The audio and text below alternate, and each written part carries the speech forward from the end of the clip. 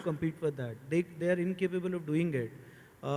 And with those subsidized rates, it's practically impossible for a college to provide the quality of education to compare it with the West or for any other with any other counterpart.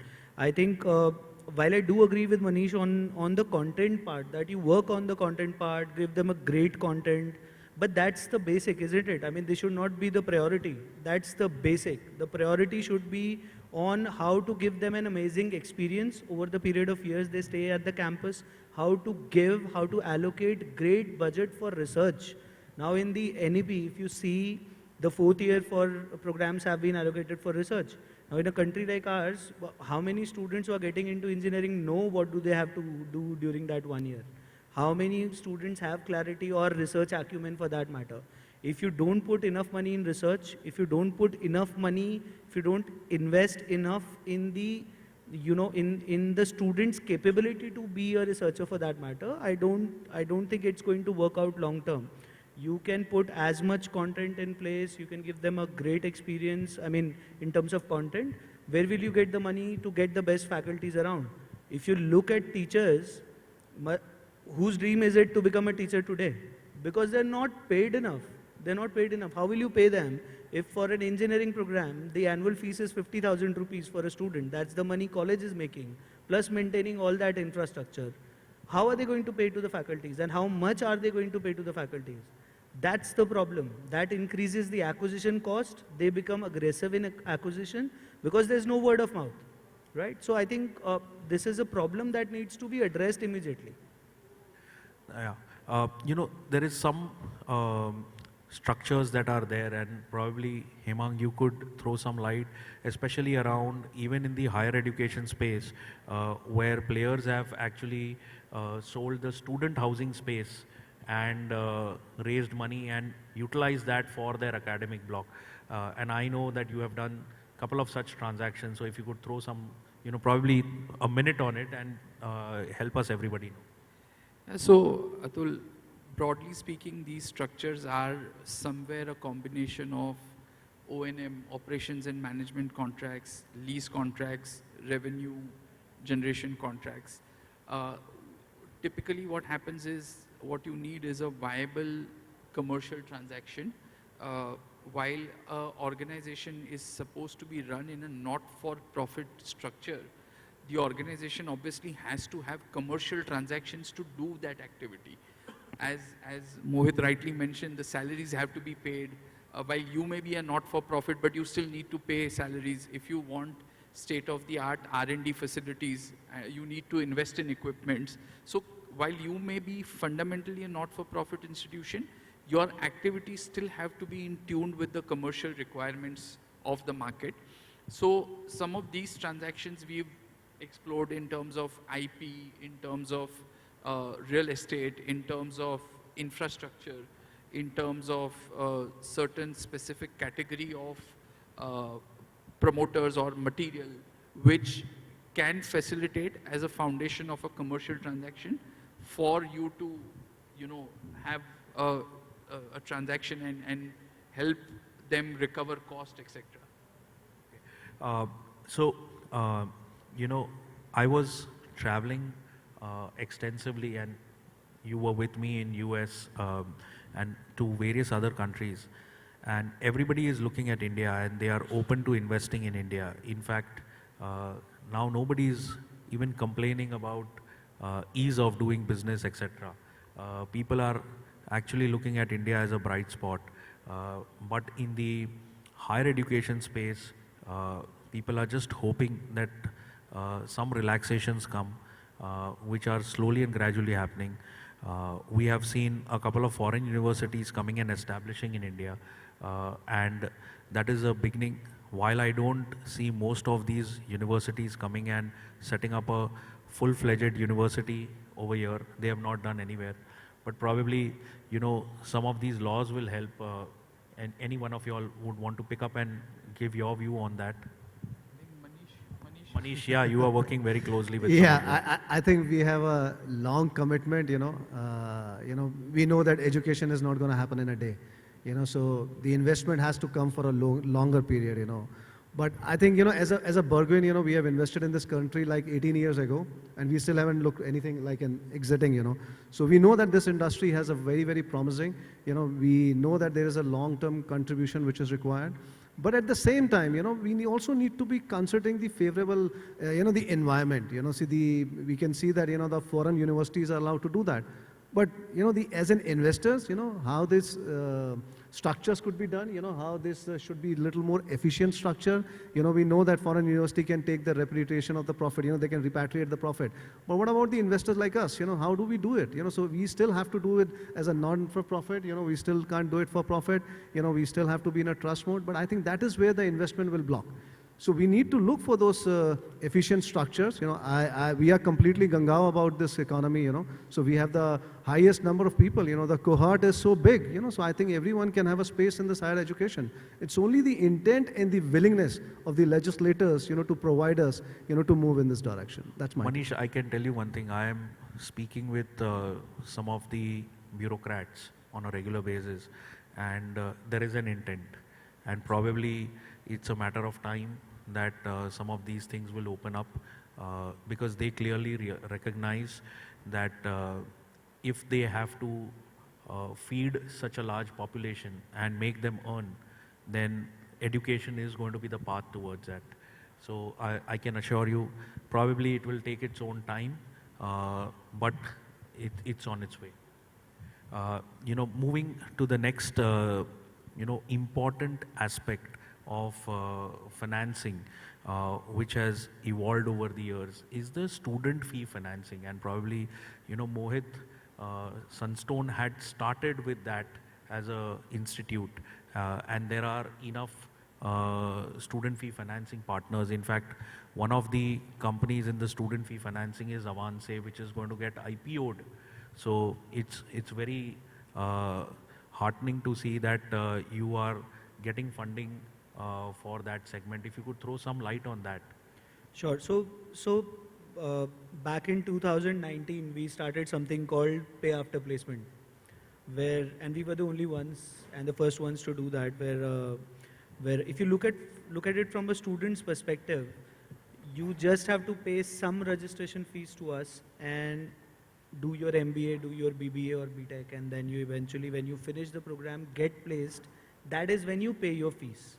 Of course, it requires a lot of funding to be able to survive that. But while we have also grown over a period of time, we have figured out multiple ways. Like one of our major USPs is zero cost EMI for the student, where we have partnered with NBFCs, like you said, Avance. There are a couple of more. Where we have, what we do is that we take the cost of the interest, and the student can pay their fees in monthly EMIs without any interest. Like you can buy a fridge today. That's where we have taken education to. Of course, we are not able to do provide moratorium, because that's only available with public banks in India. But we are also trying to figure out ways with NBFCs how we can give that moratorium also. But if you long term, if you see the education loan moratorium is not at an advantage for the student side, because eventually they end up paying that 2 years interest or 3 years interest as a principal. So what we want to do is that we want to make it very, very easy for the students and for their parents and for their families to pay for the program. Plus, since we are able to place most of our batches, since we are able to find them good placements, they're able to do it on their own eventually. I'll tell you a story from one of our campuses in Hyderabad itself, coincidentally. We work with a university here, and there was a placement conclave we were doing. I met a girl who got placed for, she had got a job for 8 lakh rupees. She was doing MBA. And I went to her and I asked her, how are you feeling? She said that, sir, my father's annual income is 1 lakh rupee. And my income is 8 lakh rupee. You don't know what you have done to my family. Wow. So that's not just impact in education. It's impact in it's 8x of their family income. Correct. It has a social impact. It has an impact at a country level. That's what we are aiming at. Correct. This is really, a very good example. In fact, I have seen many such examples. Recently, vegetable vendor's kid became a chartered accountant, and it was all over the news. I personally have funded a couple of such kids, and they are at various stages in their life, and I think that gives a complete pleasure, which is unparalleled. I would like to keep on time, so probably 30 seconds each panelist, if you could throw some light. I mean, not everything is lost, and what is the hope, what is the expectation, and as well as Hemang, if you could throw some light on the financing options.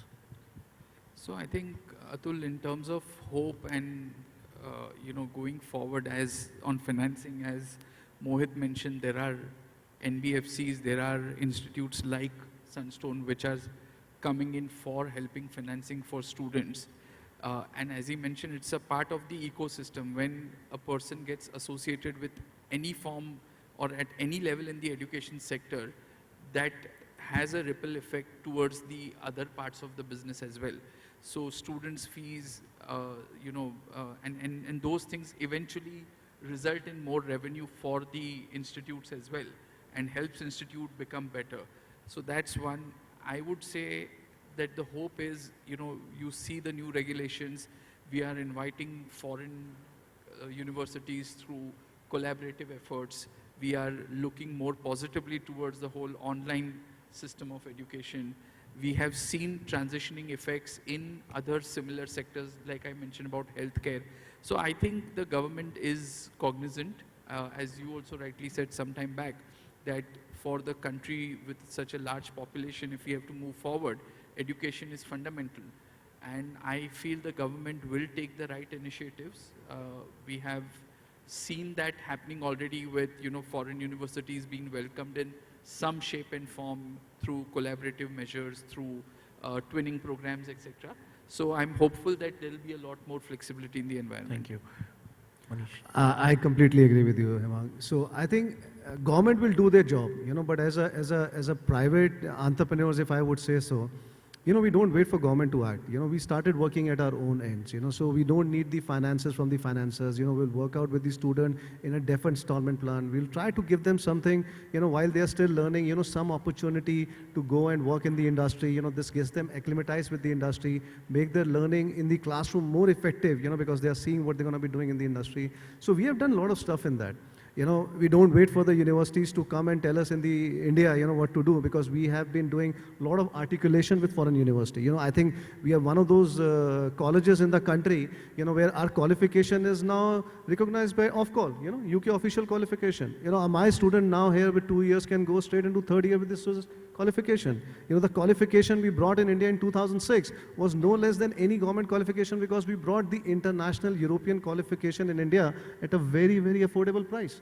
So I think initially, yes, we had setbacks. We could see, we were hiring good practitioners. We were not hiring faculty per se. We hired practitioners, someone who has a background to teaching and has worked in the industry, because that's the way you could make someone, employment ready. So we have expended money on them. Initially, yes, you may have the setbacks, but I think if your intent is clear, you want to do that benefit to the society, you want to bring that education experience, like you said, very, very important. You want to invest in that pedagogy, you need to invest in that faculty, you need to make sure that research and development is there. I think the intent is there, the willingness is there, and as a private, yes, we can move forward. But if we want to move in a larger scale, if we want to make it more prominent with the other universities, what the world is doing, we are certainly there. We just need an intent, like, I'm sure the government will work for that. Thank you, Manish. See, like I said before, as a consumer, 10 years back in this country, you could buy a fridge on a zero-cost EMI. You could not do a education program at that with that. See, it's time for entrepreneurs to come up to the task, innovate, and think of the student. If you look at the number of students who join in engineering, we deal with more than 6,000 engineering students every year. If you look at their clarity on what are the career tracks they want to move on, you'll be surprised. We as an organization are committed and focused towards making it easy for the student and the parent, and ensure that by the time student finishes their even graduation, the first step of their higher education, they should be able, they should know the career track, they should have the skills enough to actually start working. Working, by working, I don't mean find a job, start something on their own, but all of that requires skills. Intent could be whatever, you could have a great intent, but if your student is not ready to be in the industry as an employee or as an entrepreneur, it's not going to make sense. The education is not going to make sense, right? So I think Sunstone is focused towards this, making this change. That is the reason we are investing money, whether it is on the college side or it is on the content side, or it is digitizing the student experience at the campus, digitizing their classroom experience, their assessment experience, examination experience. We are committed to that. That's what we are focusing on long term.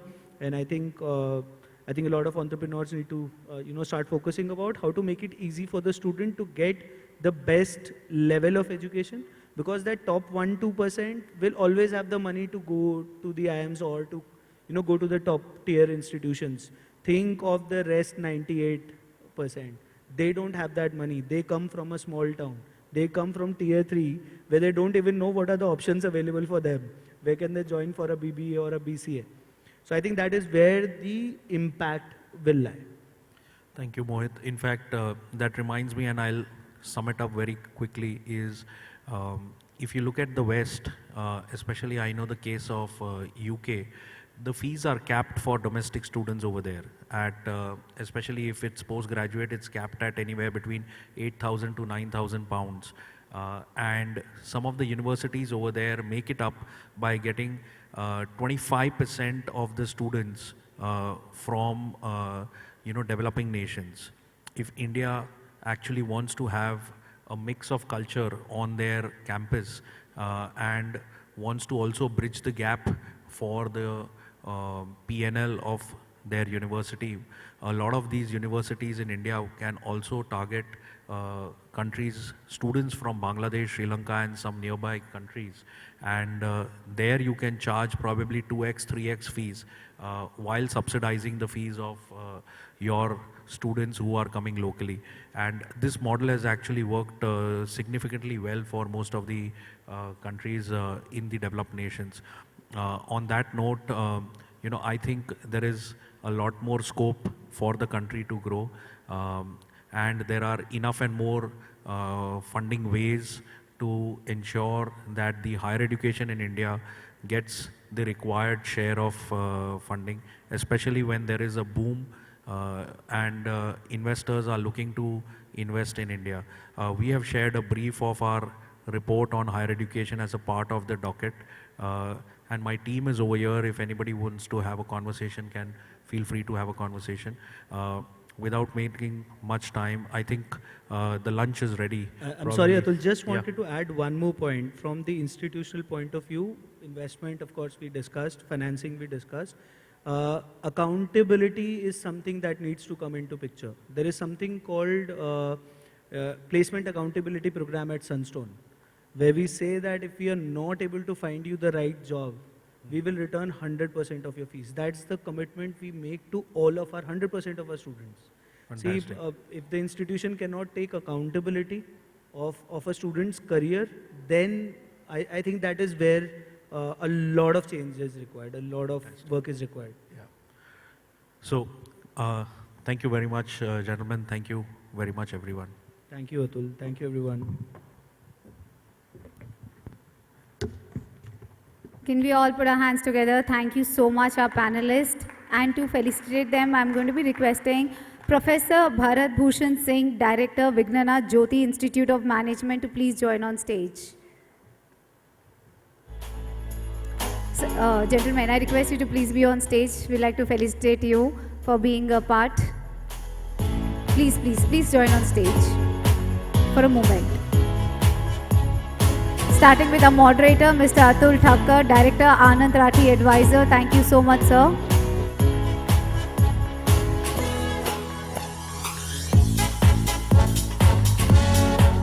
Next, Mr. Hemang Parekh, Partner for DSK Legal.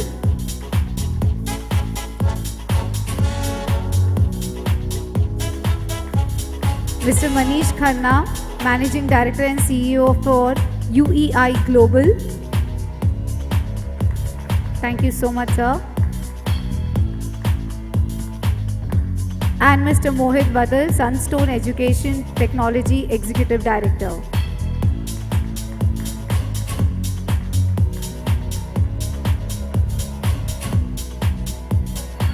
Let's take a picture together. One picture, please.